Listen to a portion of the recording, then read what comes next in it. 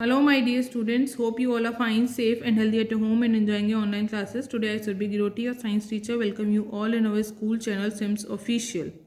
As you all know, that we are discussing about the contact forces. In that, we had discussed about the muscular force. Now, we will continue the second type of contact forces, that is friction. Recall some of your experience. अब आपने कुछ experience को recall करिए जो मैं आपको भी बताने जा रही हूँ. A ball rolling around along the ground gradually slows down and finally comes to rest. एक बॉल जो कि ग्राउंड पे रोल कर रही है, ठीक है, आप उसमें कोई भी फोर्स अप्लाई नहीं करेंगे. जब आप उसमें कोई भी फोर्स अप्लाई नहीं करेंगे तो धीरे धीरे वो क्या होगी, स्लो डाउन हो जाएगी और फाइनली वो किस में आ जाएगी, रेस्ट की पोजीशन में आ जाएगी, है ना. When we stop pedalling a bicycle it gradually slow down and finally comes to stop. और एक दूसरा एग्जाम्पल लीजिए कि आप जब बाइसिकल की पेडलिंग करना आप स्टॉप कर दीजिए तो क्या होगा, धीरे धीरे आपकी बाइसिकल जो है वो स्लो हो जाएगी, फिर फाइनली स्टॉप हो जाएगी. अ कार और a scooter also come to the rest once its engine is switched off. एक कार है, स्कूटर है, बाइक है ना. अब आप जब आपने उसका इंजन ऑफ कर दिया एक बार, तब वो क्या होगा, रेस्ट की पोजीशन में आ जाएगा. इसी तरह से अगर एक बोट भी रेस्ट में आ जाएगी, अगर हम उसे रोइंग करना करना स्टॉप कर देंगे तो वो भी रेस्ट में आ जाएगी. Can you add some of more such experience, कि आप इसमें अपने कुछ और एक्सपीरियंस आप इसमें ऐड कर सकते हैं. तो आप इसमें ऐड करके देखिए, तब आपको ये सिचुएशन समझ में आएगी कि कैसे होता है friction. In all these situation no force appears to be acting on an object, है ना. इन सारी सिचुएशन में किसी भी ऑब्जेक्ट पे आपने कोई भी फोर्स तो अप्लाई होता हुआ नहीं देखा ना. आपने कुछ देखा कि हाँ इसमें फोर्स कोई अप्लाई हो रहा है? ये तो धीरे धीरे क्या हो रहा है, ग्रेजुअली स्लो हो रही है, फिर स्टॉप हो जाती हैं. Yet their speed gradually decreases and they come to rest after some time. फिर भी उनकी जो स्पीड है ग्रेजुअली डिक्रीज हो रही है और फिर रेस्ट की पोजीशन में आ जा रहे हैं सारे objects. What causes the change in their state of motion.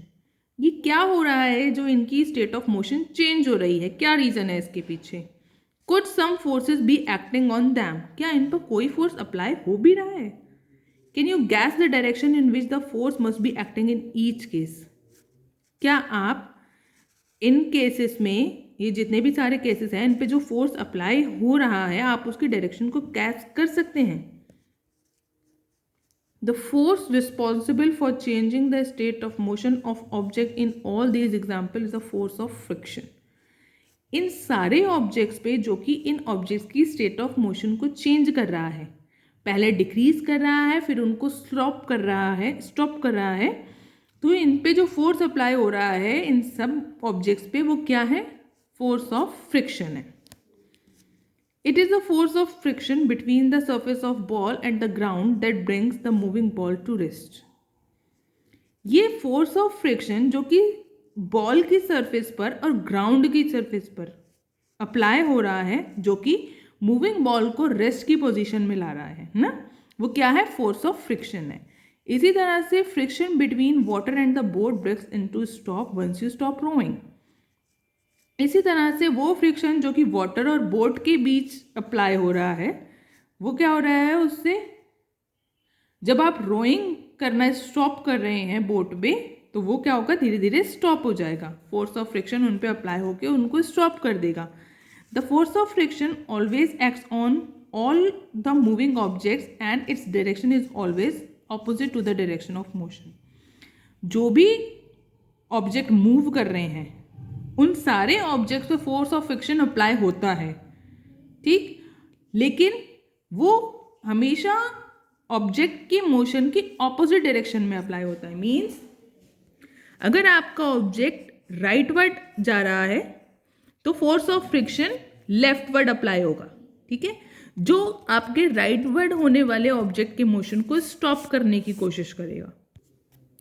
Since the force of friction arises due to contact between surfaces, it is also an example of a contact force. अब force of friction किन्हीं दो object के contact में आ रहा है ना, दो surfaces के कॉन्टैक्ट में आ रहा है, तो इसीलिए किसका एग्जाम्पल है, ये भी कॉन्टैक्ट फोर्स का ही एग्जाम्पल है. You will learn more about this force in chapter 12. अब आप इन सारे फोर्स ऑफ फ्रिक्शन को के बारे में ज़्यादा स्टडी आप चैप्टर 12 में करेंगे. You may be wondering whether it is essential for the agent applying a force on an object to be always in contact with it. आप इस बात को जान के वंडर होंगे कि कोई भी दो ऑब्जेक्ट अगर वो मूव कर रहे हैं तो फोर्स ऑफ फ्रिक्शन उनके बीच में ज़रूर होना चाहिए. आप फ्रिक्शन की हेल्प से ही आप कुछ भी किसी कॉपी पे आप लिख पाते हैं, किसी रजिस्टर पे आप लिख पाते हैं. ठीक है, अगर फोर्स ऑफ फ्रिक्शन नहीं होगा तब आप राइटिंग में अनेबल हो जाएंगे. वॉकिंग जब आप कर रहे हैं तभी force of friction he apply हो रहा है. ठीक है, तभी आप वॉक कर पा रहे हैं. अगर फोर्स ऑफ फ्रिक्शन नहीं होगा तब आप मूव नहीं कर पाएंगे, आप वॉक नहीं कर पाएंगे.